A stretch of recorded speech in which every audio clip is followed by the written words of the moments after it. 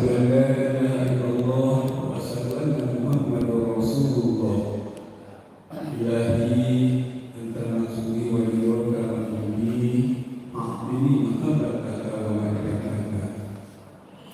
Yang saya hormati guru kita yang kita cintai, Kiai Haji Dr.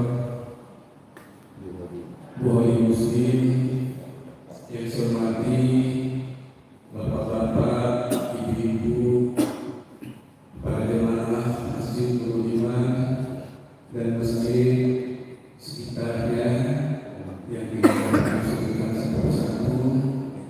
Pertama-tama dan paling utama adalah kita panjatkan puji syukur kepada Allah Subhanahu wa Ta'ala karena atas perkenannya Tuhan kita pada pagi hari ini dapat berhimpun di Masjid Nurul Iman ini dalam keadaan sehat walafiat. Salawat dan salam semoga tetap tercurah kepada junjungan kita Nabi Muhammad sallallahu alaihi wasallam. Bapak, Ibu, hadirin sekalian yang saya hormati, seperti biasa setiap minggu pertama pada sholat subuh hari Sabtu kita akan menerima materi tauhid dari guru kita yang kita cintai. Untuk itu mari kita simak materi ini semaksimal mungkin sehingga kita dapat menyerap ilmunya dan insyaallah ini bisa kita aplikasikan dalam kehidupan kita sehari-hari. Bapak Ibu hadirin sekalian, itu kami ucapkan terima kasih atas kehadiran guru untuk dapat memberikan materinya pada kesempatan yang baik ini. Dan seperti biasa setelah penyampaian materi nanti ada sesi tanya jawab. Untuk sekian waktu mari kita buka pertemuan ini dengan mengucap basmalah. Bismillahirrahmanirrahim. Untuk waktu kami sediakan sesuatu kepada kita Haji Buhari Muslim. Bismillahirrahmanirrahim.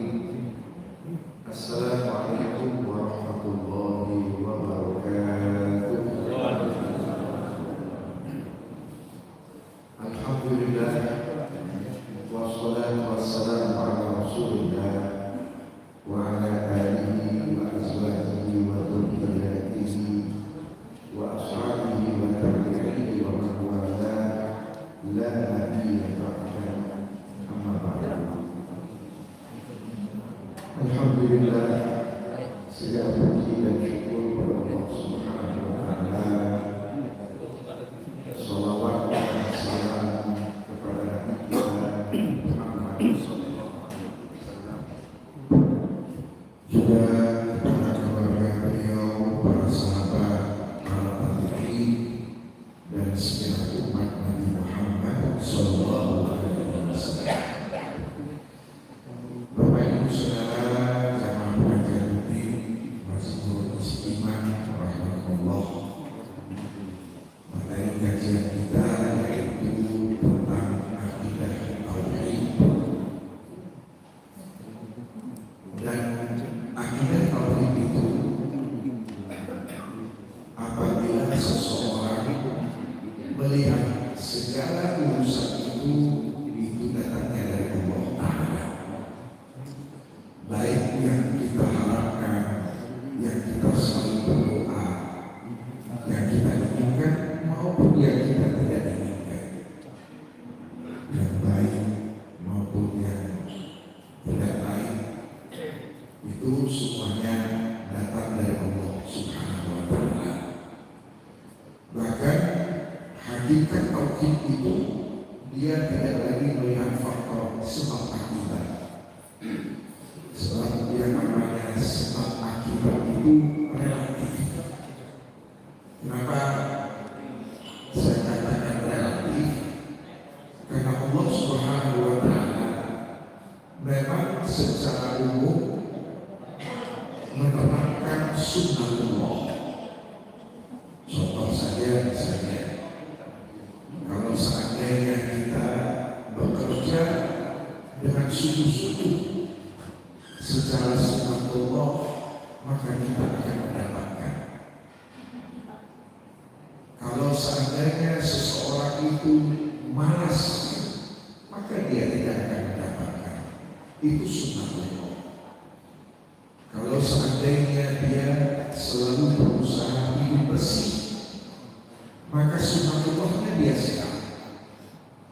Tapi kalau seandainya seseorang hidupnya tidak bersih, maka sunatullah dia akan rentan kena penyakit.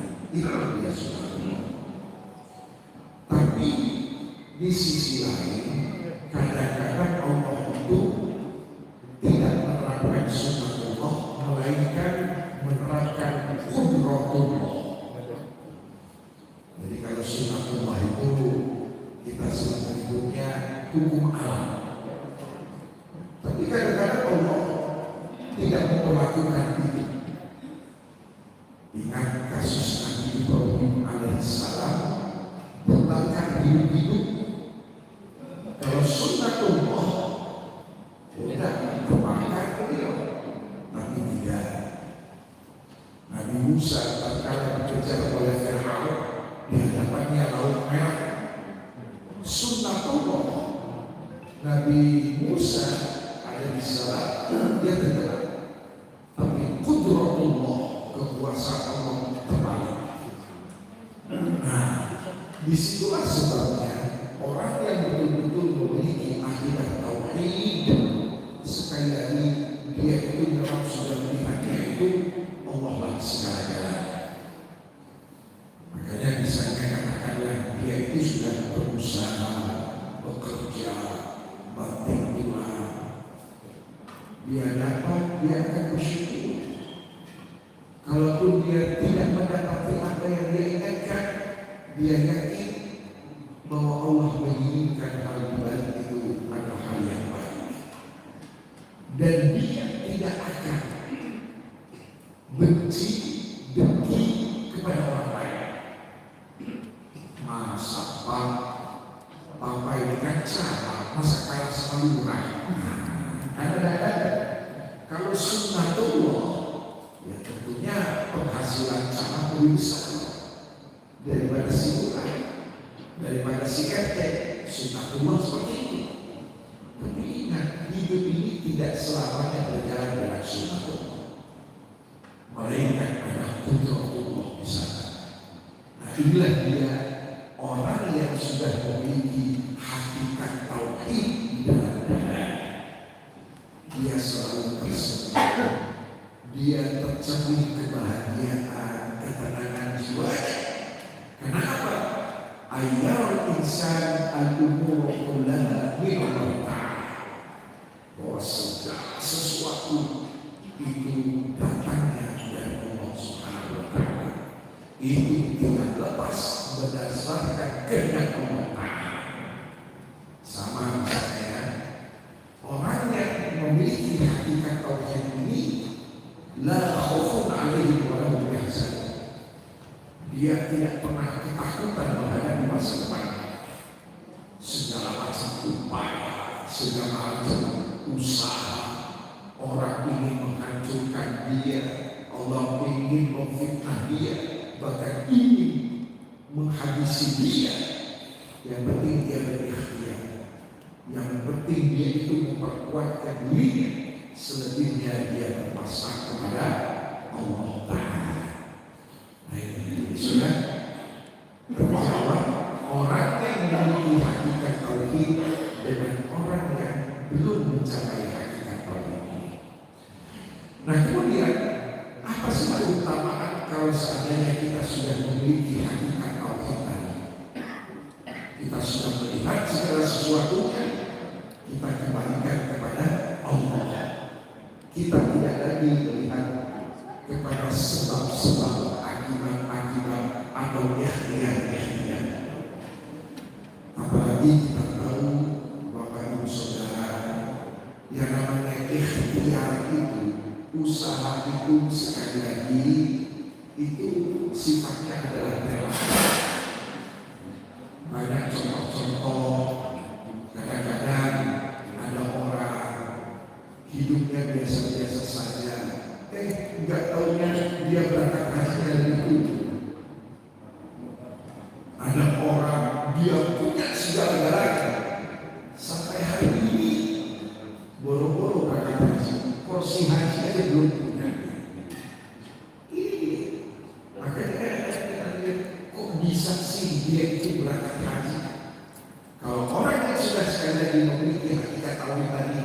Memang Allah sudah berjanji. Innama amruhu idza arada syai'an ay yaqula lahu kun fayakun. Itu artinya. Nah itu maka sekali lagi dia tidak akan iri, tidak akan dengki. Ada orang lebih kaya, ada orang lebih sukses. Sebab sekali lagi penilaian di sisi Allah Ta'ala, Bapak Ibu Saudara, bukan endingnya, melainkan usaha-usaha yang kita lakukan. Nah, keutamaan orang yang memiliki hakikat tauhid ini antara lain Allah ceritakan di dalam surat Al-An'am ayat 82. Apa kata Allah? Alladzina amanu wa lam yalbisu imanahum bidzulm. Orang-orang yang betul-betul beriman, imannya benar, imannya utuh, imannya sempurna, dan itu dibuktikan dengan apa? Walau dia bisu imanahum bidzulm, dan mereka tidak menodai keimanan mereka itu dengan kezaliman.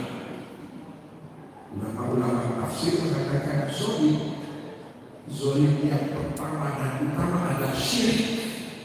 Jadi tidak ada pada orang yang beriman itu noda-noda syirik. Tidak ada yang berpikir mau nyari jimat. Tidak ada yang berpikir mau jalan pintas. Tidak ada orang-orang pengennya jalan pintas. Bagaimana dengan tak kerja? Semut pakai jin, wow, dapat emas. Semut dapat batangan. Ada yang main-main ini. Wah, pakai betapa lah. Nah, orang-orang yang betul-betul beriman dan imannya sempurna seperti itu dan tidak sedikit pun dinodai dengan kezaliman, apa kata Allah? Ulaika lahumul amnu. Mereka itulah dan hanya untuk mereka al-amnu, keamanan, ketentraman. Nah, makanya mana ada orang mati bunuh diri, mana ada orang itu hidupnya stres, galau, putus asa, udah gitu numpuk di dalam rumah gak mau ketemu orang. Kalau dia memiliki akidah tauhid yang sempurna, la ilaha illallah. Jadi sudah terjawab juga. Orang-orang yang seperti itu bersilaturahmi dan apa, ikut pengajian apalagi yang ada di otaknya duit. Minum dulu lah. Benar.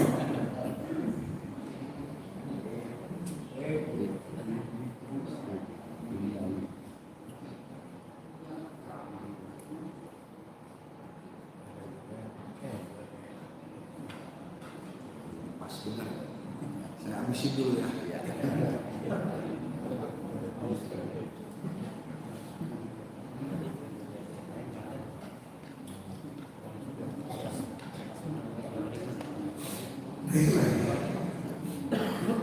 Wahum muhtadun, dan hanya mereka kata Allah muhtadun, orang-orang yang diberikan hidayah. Oh.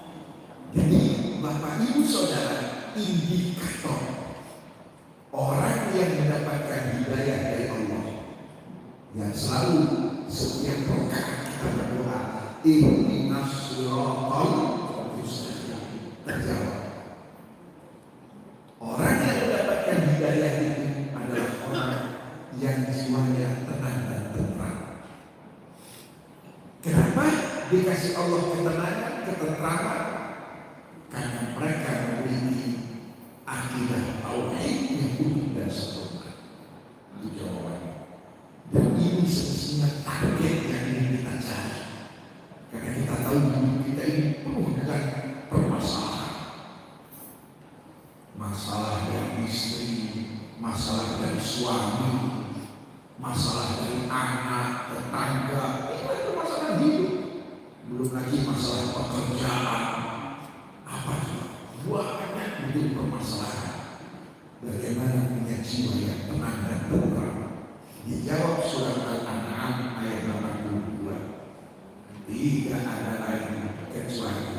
memiliki hakikat tauhid la ilaha illallah. Ubadah bin Samit meriwayatkan dari Nabi kita Nabi Muhammad sallallahu alaihi wasallam. Nabi bersabda, "Man syahida, barang siapa bersaksi an la ilaha illallah wahdah, bahwasanya tidak ada Tuhan kecuali hanya Allah semata. La syarika, tidak ada sekutu bagi Allah. Wa anna Muhammadan abduhu wa rasuluh." Dan juga dia bersaksi bahwa Muhammad adalah hamba Allah dan utusan Allah. Ingat, jangan sampai kita cinta kita kepada Nabi Muhammad SAW kebablasan. Maksud saya kebablasan apa? Ujung-ujungnya minta, bukan saya minta kepada Allah, malah mintanya kepada Rasulullah. Ya Allah, ya Rasulullah, lapangkanlah rezeki saya. Sejak kapan Nabi kita bisa ngapain rezeki? Awas. Ini kadang-kadang orang itu kalau begitu hotnya dia, udah begitu galaunya. Ya Allah, ya Rasulullah, wahai para wali, datuk, nenek, maaf. Ini terjadi. Bagi orang ini kita makmurnya juga selas-selas. Amin, amin. Boleh. Itu karena Nabi kita itu apa? Abduhu, hanyalah hamba Allah. Bisa. La haula wa la quwwata illa billah. Kita itu diperintahkan oleh Allah malah untuk bersolawat kepada Nabi kita Nabi Muhammad SAW, untuk mendoakan beliau, bukan kita minta-minta sama beliau. Baik, wa rasul, dan beliau juga adalah utusan Allah. Makanya hati-hati. Saya ada beberapa orang, Ustaz, saya dapat amalan keren, Ustaz. Begitu saya baca, coba baca bahasa Arab, nggak tahu dia minta sama Rasulullah SAW. Awas, nggak boleh. Karena Rasulullah SAW, beliau la haula wa la quwwata illa billah. Beliau manusia, beliau hamba Allah, beliau utusan Allah. Wa anna Isa Abdullah wa Rasul, sah bahwa dia juga menyaksikan, dia juga mengimani bahwa Isa alaihissalam juga Abdullah Allah. Kenapa ini disebut Nabi Isa di garis bawah? Ada saudara, kaum saudara-saudara kita, ya lakum dinukum, karena mereka kan, wahai Tuhan Allah, wahai Tuhan Yesus, berikanlah keselamatan kepada kami. Ini dari atas. Jangan sampai kebodohan kita merasa seolah-olah kita benar akidah yang benar. Lalu kita juga minta kepada Nabi kita, Nabi Muhammad. Ya Allah, ya Rasulullah, berikanlah kesembuhan kepada orang tua saya. Ini tanpa sadar dia telah melakukan syirik kepada Allah. Bukankah kita selalu meminta iyyaka na'budu wa iyyaka nasta'in, hanya kepada Engkau na'budu, kami beribadah, wa iyyaka, dan hanya kepada Engkau nasta'in, kami meminta.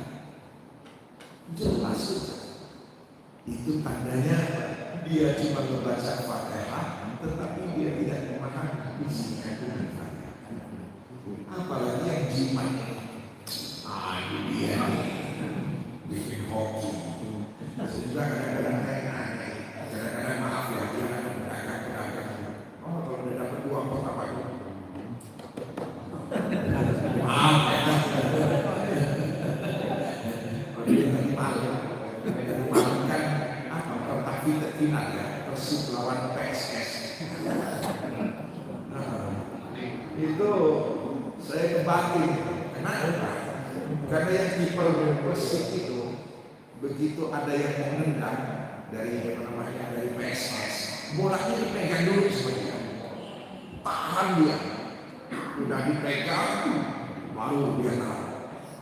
Saya batin, mudah-mudahan kalah loh. Bener, Persib kalah. Sorry yang ikut Persib ya. Jadi artinya udah.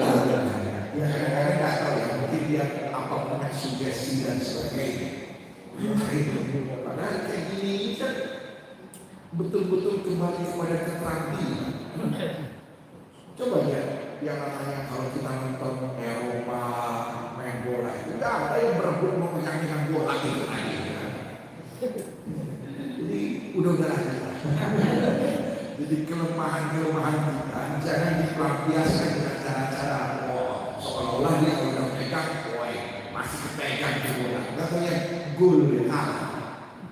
Jadi sekali lagi, wa anna Isa Abdullah wa Rasul, dan Isa itu adalah hamba Allah, utusan Allah. Tidak berhak untuk kita minta. Wa kalimatuhum alqaha ila Maryam, dan yang ketiga adalah kalimat Allah yang Allah berikan kepada Maryam. Wa ruhu minhu, dan roh yang Allah ciptakan untuk Nabi Isa alaihissalam. Wal jannatu haq, kemudian dia juga meyakini bahwa surga itu benar. Wan naru haq, neraka itu benar. Adkhalahullahu jannah, niscaya Allah akan masukkan dia ke dalam surga. Ala ma kana minal amal, sesuai dengan amal perbuatannya. Jadi masuk surganya nanti levelnya di mana? Apakah surga Firdaus atau surga Ilmiyin, surga Naim? Nah, level di mana itu tergantung dengan amal-amal perbuatan pada saat hidup di dunia. Tapi kunci surganya itu harus dia meyakini bahwa la ilaha illallah Muhammadur Rasulullah, kemudian juga meyakini Nabi Isa itu hanyalah hamba Allah, utusan Allah, meyakini surga benar, meyakini neraka itu hak benar. Kalau itu ada pada diri seseorang, di akhirat imbalannya dia akan dimasukkan ke dalam. Jadi yang cash, yang saat di dunia, orang yang sudah memiliki hakikat tauhid tadi apa? Jiwanya tenang. Orang stres, pusing, udah ketakutan Cina mau jajan lagi, macam. Kalau kemarin itu saya terbuka ada yang mirip Ustaz lah pakai gamis putih, sokok putih. Dibilang bahwa di Indonesia sudah ada 19 bandara yang menampung untuk orang-orang Cina datang ke Indonesia. Udah gitu kata dia, saya dapat laporan dari TNI bahwa TNI itu cuma 500.000, sementara Cina yang udah masuk itu 10 juta. Pas. Jadi saya dibayangkan si ustaznya aja udah galau. Gimana dengan rakyat masyarakat awam? Astagfirullahaladzim. Jangan mau kita termakan oleh berita ustaz. Ya. Artinya kita gara-gara ketakutan yang berlebihan, ujung-ujungnya itu yang membuat orang itu akhirnya stres. Akhirnya dia menjadi galau, menjadi orang yang ketakutan. Betul kita harus waspada, betul. Kalau yang namanya waspada itu mutlak, itu perintah Allah. Jangankan waspada menghadapi kehidupan, waspada terhadap berita, itu perintah Allah. Ya ayyuhalladzina amanu, wahai orang-orang yang beriman, Allah pilih. Inja'akum fasiqun, seandainya datang seseorang fasik yang takut sama Allah, binaba, menyampaikan satu berita saja. Fatabayan, lakukan tabayun, lakukan cek. Antusibu qauman bijahalah, bisa saja karena berita yang fitnah, yang hoax, yang bohong, lalu kalian menyerang orang lain. Fatusbihu ala ma fa'altum nadimin, ujung-ujungnya apa? Nasi sudah menjadi bubur. Udah kadung menghancuri orang, udah kadung ngebom orang, udah kadung benci kemana-mana. Maaf termasuk juga sama pemerintah. Ujung-ujungnya berantem, kelahi, ribut. Ujungnya nyesel saya. Ternyata berita yang saya dapat selama ini bohong. Cuma bayangkan, Quran langsung. Artinya apa? Orang yang betul-betul memiliki tauhid, untuk dia mendapatkan ketentraman, bukan berarti dia gak hati-hati, tetap waspada. Dia akan cek, apa benar sih? Apa iya? Apa iya? Masa iya kita sudah mempertaruhkan nyawa, pengorbanan, pahlawan berguguran, perang dijajah 350 tahun, lalu kita free, kita mau gratisan kasih ke orang lain. Udah gak taunya berebut kursi. Ini tahu Pak. Begitu dia udah dapat kursi, udah dasar. Saya akan menyimpang sedikit, yang mudah-mudahan 2024 nanti nggak terjadi seperti kemarin lah. Amin. Kemarin kita ini udah seperti mau kiamat kan. Sampai ada yang berdoa, ya Allah, kalau bukan simpulan yang terpilih, maka kau tidak akan disembah lagi untuk selama-lamanya. Ada yang ngomong kayak gitu cuma demi untuk mengunggulkan calon dia. Ya, nah inilah dia. Nah orang yang seperti itu pasti hidupnya baik. Orang yang seperti itu pasti hidupnya akan stres. Kenapa? Karena dia tidak melakukan tabayun. Kenapa dia tidak melakukan tabayun? Karena hatinya tidak mendapatkan ketentraman. Kenapa hatinya tidak mendapatkan ketentraman? Karena kalimat tauhid belum mengakar dan belum utuh di dalam dada. Kemudian Bapak Ibu Saudara, kapan tauhid itu dikatakan tauhid yang sempurna? Jawabannya, at-tauhid la yatimu illa bi ibadatillah wahdah. Bahwa tauhid itu akidah. Akidah ini, tauhid ini tidak akan sempurna illa kecuali bi ibadatillah wahdah, dibuktikan dengan cara dia beribadah hanya untuk Allah Ta'ala. Jadi jangan mau percaya kita, nih Allah ada di dalam dada saya. Enggak tahu dibuka periksa kantongnya ada jimat. Saya cinta Allah, Allah segala-galanya. Allah panggil as-salatu khairun minan naum. Masih ngomong. Jadi tauhid itu dikatakan sempurna apabila si hamba yang memiliki akidah tadi, dia melaksanakan beribadah kepada Allah SWT dengan cara apa? Wajibnya ibadah di masiwah, melaksanakan perintah Allah, menjauhi larangan-larangannya, dan juga menghindari sembahan-sembahan kepada selain Allah. Wa ta'addud bihi wahdah, dan kalaupun dia bergantung, dia hanya bergantung, bertawakal hanya kepada Allah.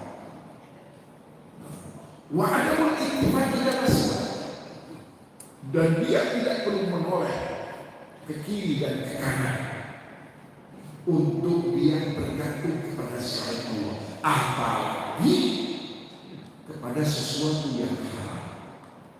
Jadi ada dalam satu kaidah, ad-daruratu tubihul mahdzurah. Keadaan darurat itu membolehkan untuk dilanggar larangan-larangan. Itu kayak dalam Al-Quran misalnya ya, nggak ada makanan, yang ada cuma bangkai. Ada bangkai. Nah, makan bangkai itu kan haram. Tapi kalau sudah dalam keadaan darurat, larangan itu boleh untuk dilanggar. Makanya sekarang kita yang akan dibahas kasus ganja medis. Ya. Artinya apa? Kalau memang belum ada alternatif yang lain, diperbolehkan.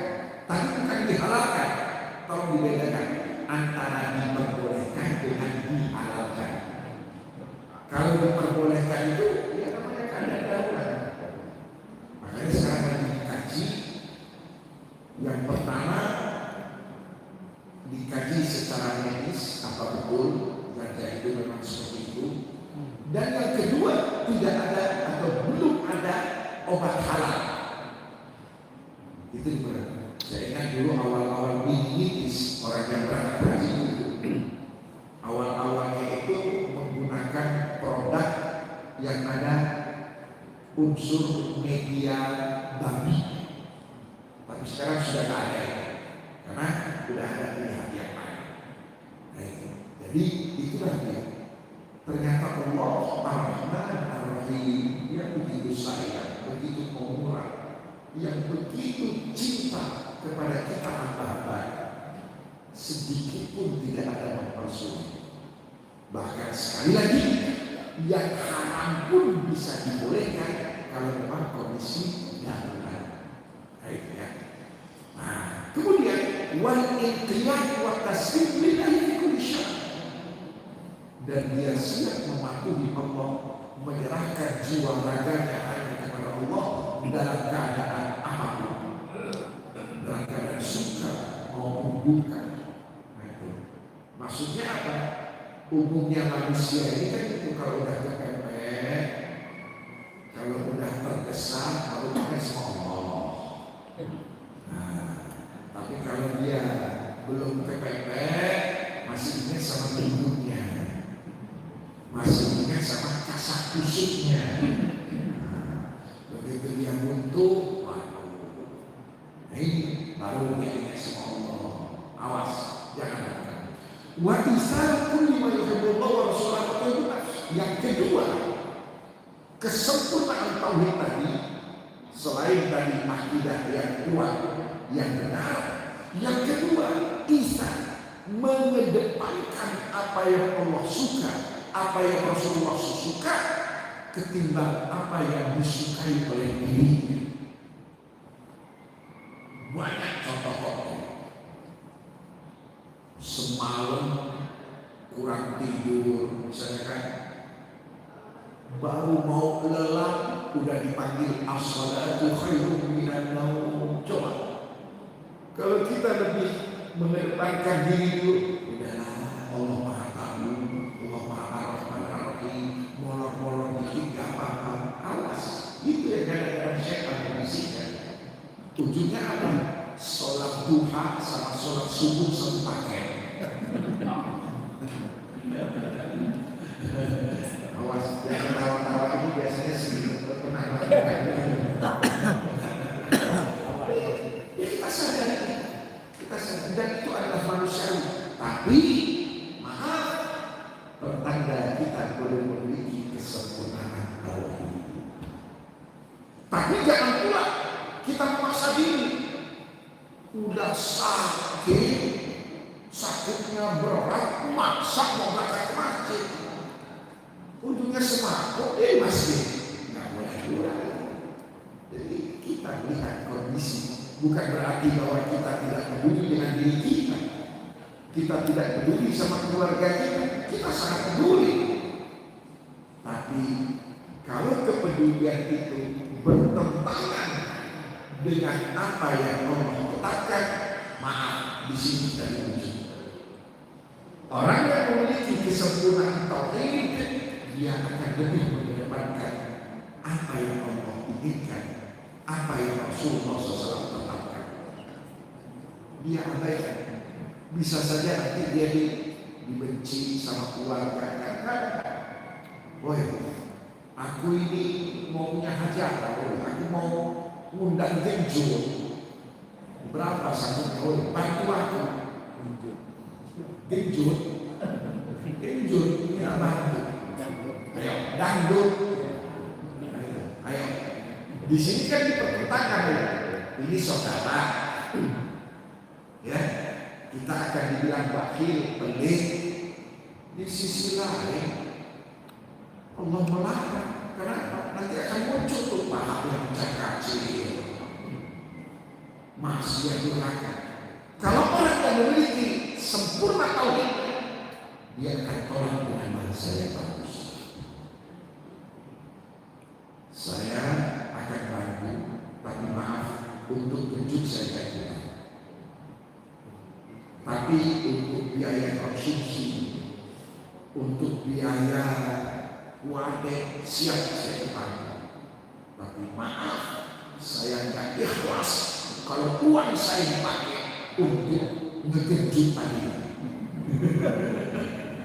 Ini resikonya kan tadi kan, ini soalnya, benar kan? Ini sama. Lagi acara kita datang, saya pernah maaf ini, bukan saya cerita pribadi, tapi pengalaman saya. Pergi kok, undangan pesawat diundang. Undangannya apa? Minta untuk ceramah tentang pernikahan dan akikah. Ini saya berangkat bawa mobil sendiri, tapi udah puluhan tahun yang lalu. Begitu udah dekat lokasi, saya tanya orang mana yang punya hajat ini. Untuk makna kedengaran suara musik, wah tak salah. Begitu saya masuk sama nyampe saya. Datang dia kebetulan gak ada yang kenal. Ya, namanya saya dikenal. Begitu udah sampai di lokasi, itu yang panggung yang 12 meter itu. Panggung yang bulat gitu. Ternyata di panggung itu penuh orang pada nonton, dikelilingi. Jadi bukan kalau yang undangan kan duduk, orang kampung itu memenuhi. Gimana kan memenuhi? Pajak aja bersama. Ya Allah. Jadi saya coba bayangin, disuruh kasih ceramah. Orang lagi menikmati pahala kacil. Apa enggak berarti saya menyiram air di hati? Alhamdulillah kita tanyakan yang kenal. Kebetulan yang menghubungi saya juga berhalangan hadir. Langsung duduk sebentar melihat kondisi tak kondusif. Saya bilang dia pulang. Bawa mobil pulang. Pulang, saya tinggalin asli. Bahkan saya tegur pun tidak ikut rumahnya. Begitu saya pulang udah. Singkat cerita, sorenya saya telepon sama kawan yang menghubungi tadi. Ustaz, berangkat nggak ke sana? Pas tahu, hanya saya ceritain, maaf kamu ini terlalu. Coba nggak mungkin lah, jangan menjadikan agama ini cuma seremonial. Agama ini hanya pemanis, cuma casing doang. Orang lagi menikmati genjut lagi asyik-asyiknya, break sebentar, saya suruh ceramah. Apa enggak? Oh maaf. Tapi akhirnya juga saya didatangin ke rumah dikasih amplop. Ini Ustaz untuk ganti bensin. Rupanya dia sadar. Nah inilah dia contoh. Ini juga kadang-kadang ada ustaz juga ikutnya.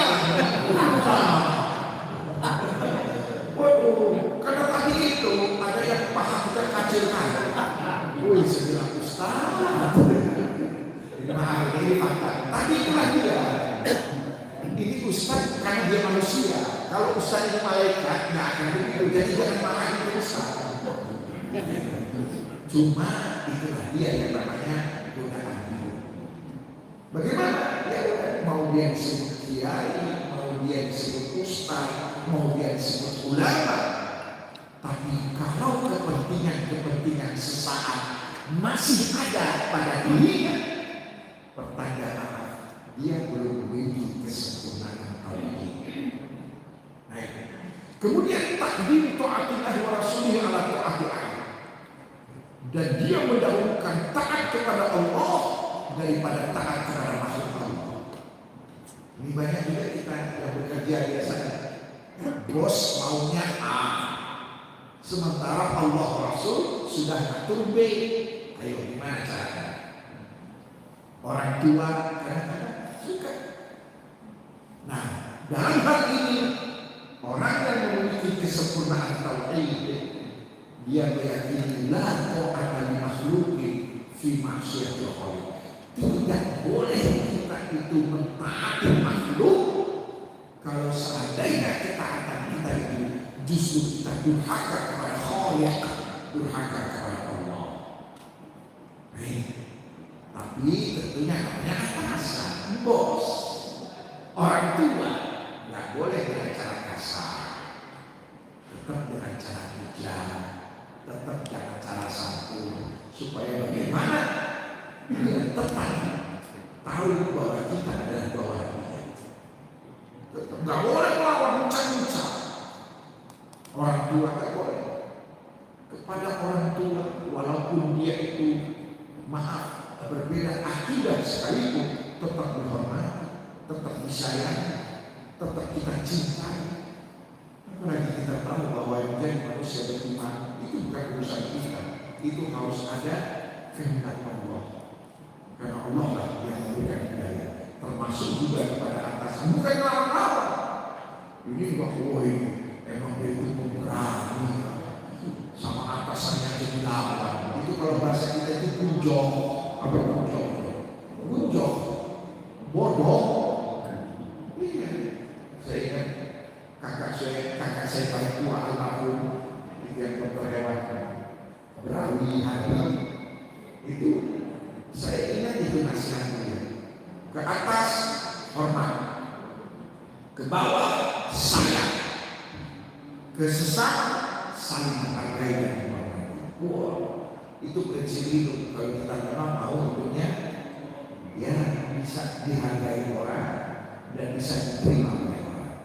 Nah, wa ijlalillahi wa ta'zim, mengagungkan Allah, memperbanyak zikir, berterima kasih, dan merasa bahwa dirinya tidak punya apa-apa, tidak punya kemampuan, bahwa semua ada di tangan Allah, dan betul-betul dia merasakan sebagai hamba yang butuh dan butuh kepada Allah, cinta Allah, takut kepada Allah, berharap kepada Allah, dan melaksanakan perintah Allah. Ini Allah jelaskan antara lain dalam surah An-Nahl ayat 36. Apa kata Allah? Wa laqad ba'athna fi kulli ummatin rasulan. Sungguh kami telah utus kepada setiap umat itu ada rasul. Apa yang diminta oleh si rasul itu? Ani'budullah, sembahlah Allah, wajtanibut taghut, dan hindarilah, jauhilah sembahan-sembahan kepada selain Allah. Surah An-Nisa 125. Wa man ahsanu dinan mimman aslama wajhahu lillah. Apakah ada seseorang yang lebih baik agamanya mengalahkan seseorang yang menyerahkan jiwa raganya hanya untuk Allah? Wa huwa muhsin, dan dia itu orang yang berakhlak mulia. Jadi yang namanya iman itu di sini. Sedangkan akhlak itu tercermin daripada tingkah laku dan ucapan. Dua ini. Harus ada iman, dia melaksanakan Islam, dan dia membuahkan ihsan. Iman, Islam, ihsan. Ihsan itu akhlak. Nah, karena itu orang yang sempurna imannya, maaf, dia jangankan untuk membuat hoax, mengikuti hoax aja dia tahu. Kenapa? Pasti dia jadi orang jahat. Muhsin itu orang yang baik. Tutur katanya paham, tidak ada bohongnya. Tingkah lakunya pun menyejukkan. Ya. Kemudian wattaba millata Ibrahim hanifan, dan mengikuti ajaran Allah yang pernah Allah berikan kepada Nabi Ibrahim alaihissalam, hanifah, yaitu ajaran yang suci, yang steril dari noda-noda syirik itu. Wa takhadallahu Ibrahim khalila, dan Allah telah menjadikan Nabi Ibrahim alaihissalam sebagai makhluk yang diciptai olehnya, yang diberkati, yang diberikan keberkahan hidup Nabi Ibrahim alaihissalam. Nah, ada makhluk yang tauhid. Nah, dari sini setelah kita mengetahui hakikat tauhid, kita juga mengetahui keutamaan tauhid, manfaat dia tauhid, kemudian kesempurnaan tauhid, maka keagungan tauhid. Di dalam Al-Quran surat Al-Imran ayat 18, apa kata Allah? Syahidallahu annahu la ilaha illa huwa. Allah bersaksi. Coba lihat, Allah yang kita sembah, Allah sebagai Tuhan kita, Allah pun bersaksi annahu la ilaha illa huwa, bahwasanya tidak ada Tuhan kecuali Dia. Jadi Allah juga bersyahadat. Coba bayangkan, Allah bersyahadat. Jadi kalau ada makhluk Allah yang tidak bersyahadat, maka kita lalu. Wal malaikat, yang kedua malaikat juga bersyahadat. Wa ulul ilmi, dan yang ketiga orang-orang yang berilmu. Nah, makanya untuk meraih di atas tadi, untuk bisa menjadi manusia yang sempurna tauhidnya, memahami keutamaan tauhid, mencapai hakikat tauhid, bukan dengan simsalabim, tetapi harus dengan ini. Kita belajar Qa'iman bil qisti. Yang keempat, bahwa orang yang bersyahadat tadi selain didasari dengan ilmu, Qa'iman bil qisti, siap tegak berdasarkan keadilan. Al-qist itu adil. Maksudnya kayak kita ya, jangan sampai kita pengen akhirat lalu kita melupakan dunia. Itu namanya orang gak adil. Bagaimana kita pengen mencari dunia lalu kita orang lupa akhirat, itu orang yang gak adil. Adil itu al-qist, ya. Kalau di dalam bahasa Al-Quran lain, wa kadzalika ja'alnakum ummatan wasatan, wasit tengah-tengah, seimbang antara kepentingan pribadi dengan kepentingan umum. Apalagi seimbang, mana saatnya serius, mana saatnya dia santai. Semua. Jadi jangan dikira orang itu olahraga, gak pernah, gaulnya sholat ngaji, udah ada lagi. Jangan ditiru. Artinya apa? Dia itu tidak termasuk Qa'iman bil qisti, orang yang tegak berdasarkan keadilan. Jadi keadilan itu adalah keseimbangan. La ilaha illa huwal azizul hakim.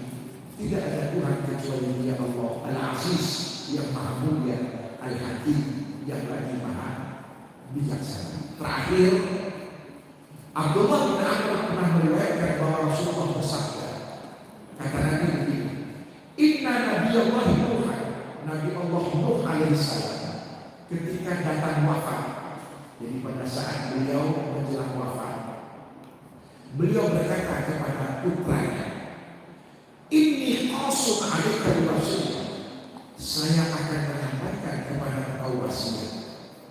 Aku kami senatai, kuperintahkan kau dua hal. Wa anhaka anisatai, dan kularang kau dua hal. Amurka bi la ilaha illallah. Kuperintahkan kau yang pertama, bahwa tidak ada Tuhan kecuali Allah. Fa inna samawati sama wal ardina sama. Sesungguhnya seluruh langit dan bumi, seandainya diletakkan dia di sebelah tangan dan kalimat la ilaha illallah diletakkan di tangan yang lain, rojahat bihina la ilaha illallah, niscaya bobot beratnya itu.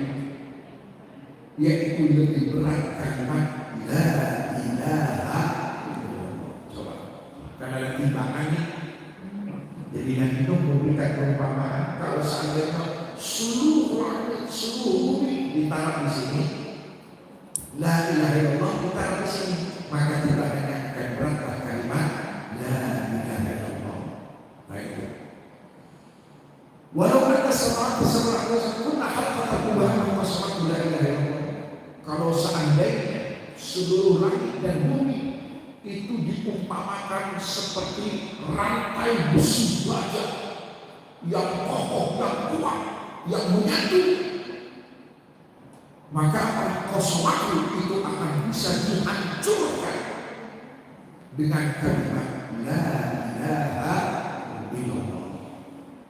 Kemudian subhanallah wa bihamdihi fa inna salata kulli syai'. Yang kedua, jadi kamu harus memiliki la ilaha illallah. Yang kedua, kamu puji, yaitu membaca subhanallah wa bihamdihi. Kenapa? Karena kalimat subhanallah wa bihamdihi itu adalah sholatnya segala sesuatu, ibadahnya segala sesuatu. Pohon, laut, gunung, semua bertasbih, yaitu mengucap subhanallah wa bihamdihi. Tapi kita untung nggak dengar. Kalau kita dengar kabur. Kemudian wabiha yursakul qalb, dengan tasbih itulah subhanallah wa bihamdihi itu, maka hamba diberikan rezeki oleh Allah Ta'ala. Nah, wa anhaka, dan akulah dua. Apa dia? An-syirki, yang pertama syirik, wal kibri, yang kedua sombong. Jadi dua yang diperintahkan Nabi Nuh kepada putranya, yaitu la ilaha illallah dan subhanallahi. Dua yang Nabi Nuh larang, yaitu syirik dan sombong. Mudah-mudahan Allah memberikan hidayah dan taufiknya agar kita termasuk hamba Allah yang memiliki tauhid yang sempurna. Wallahu a'lam bishawab. Bapak Ibu hadirin sekalian yang saya hormati, begitu luas apa yang sudah dipaparkan oleh kita tentang akidah tauhid, mudah-mudahan kita bisa mengambil maknanya. Namun demikian, pada kesempatan yang baik ini, andai kata ada yang ingin ditanyakan terkait dengan materi ataupun yang lain, kami persilakan. Untuk itu kami buka satu sesi dulu untuk tidak bertanya. Dari bagian kanan ada Pak Ustaz, Pak Haji, depan, Pak Budi satu, kemudian Pak Nasrul, belum. Pak Ustaz, Lukman, ya. Namun saya dari subuh tadi ada melihat sebelah sini ada. Jadi ada dua, Pak Budi, Pak Lukman Hakim, kemudian ibu supaya wasatap tadi. Jadi tengah-tengah satu orang. Bu tuh Pak. Bu, ayo. Ini ada hadiah nih kalau di rumahnya. Ada?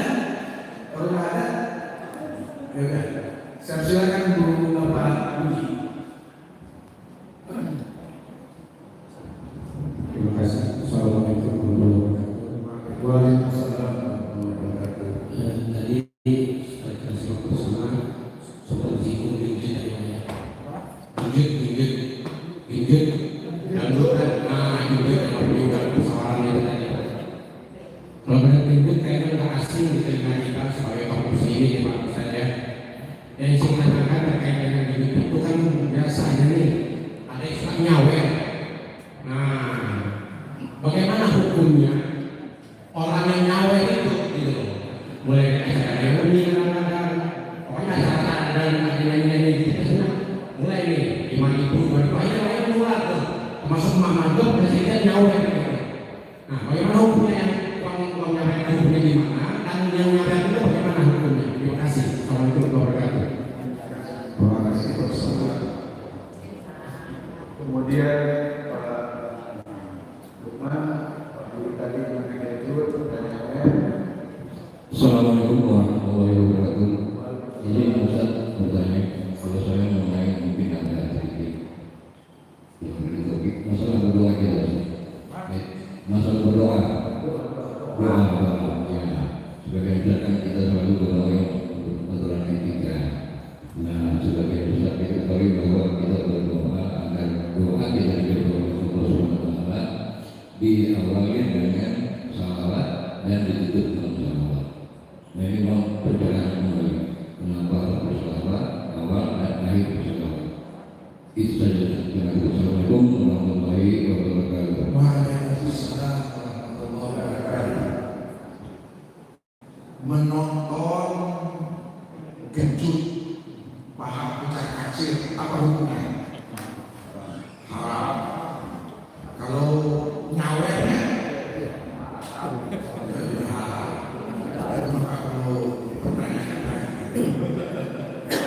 kita nontonnya aja nggak boleh, apalagi nyawet. Yang kedua, sholawat kepada Nabi itu adalah salah satu anjuran ketika kita berdoa supaya doa kita dikabulkan. Bersholawat kepada Nabi. Allahumma shalli wa sallim ala sayyidina Muhammad. Allahumma ya Allah. Kita minta kepada Nabi Muhammad. Allahumma apa Allah? Ya Allah, sholli, curahkanlah shalawat. Wa sallim, berikanlah selamat kepada siapa? Ala sayyidina Muhammad, kepada Nabi Muhammad sallallahu alaihi wasallam. Itu. Jadi dianjurkan. Makanya kita minimal apa? Alhamdulillahirabbil alamin. Allahumma shalli ala sayyidina Muhammad wa ala ali sayyidina Muhammad. Baru kita mau tutup juga. Sebelum kita tutup, wassallallahu ala sayyidina Muhammadin wa ala alihi wasallam walhamdulillah. Jadi bukan kita minta kepada Nabi Muhammad SAW, tetapi kita minta kepada Allah supaya Allah mencurahkan salawat dan salamnya kepada Nabi kita Muhammad SAW. Nah, ketika kita banyak bersolawat, itulah salah satu cara Allah mengizinkan kepada Nabi Muhammad SAW untuk memberikan syafaat kepada kita. Jadi kalau kita sebagai Allah, ya Tuhan kami, jadikanlah kami hamba-hamba-Mu yang berhak mendapatkan syafaat Nabi Muhammad. Bagaimana caranya? Banyak bersolawat. Itu Pak. Ya, jadi yang saya luruskan tadi apa? Mintanya sama. Enggak, yang saya luruskan mintanya yang enggak boleh kepada Nabi. Itu yang dilakukan oleh agama. Makanya kita ini hati-hati kalau orang yang enggak paham, dia enggak ngaji kayak kita. Wih, doanya mahal. Kenapa dia mahal? Wih, doanya luar biasa. Ya Allah, ya Rasulullah. Selesaikanlah permasalahan kami. Kalau orang yang tidak ngerti, udah, wih, ini dia nih Ustaz kita udah ngerti. Padahal Ustaz orang. Ya Ustaz kan ngerti, tidak paham, tidak ngaji kita. Sumpah Ustaz, demi Allah, demi Rasulullah.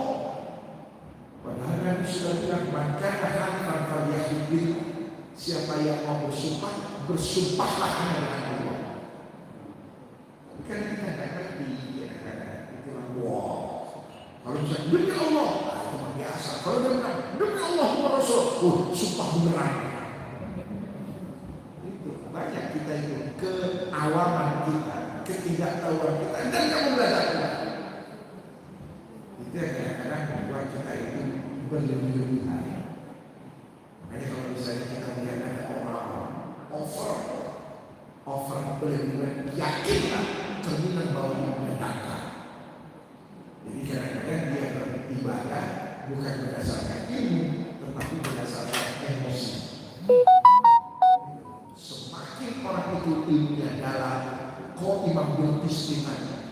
semakin enjoy kita melihatnya. Semakin dia itu stabil, seimbang, itu adalah ilmu yang dimiliki yang dapat tetangga rasa. Cukup ya.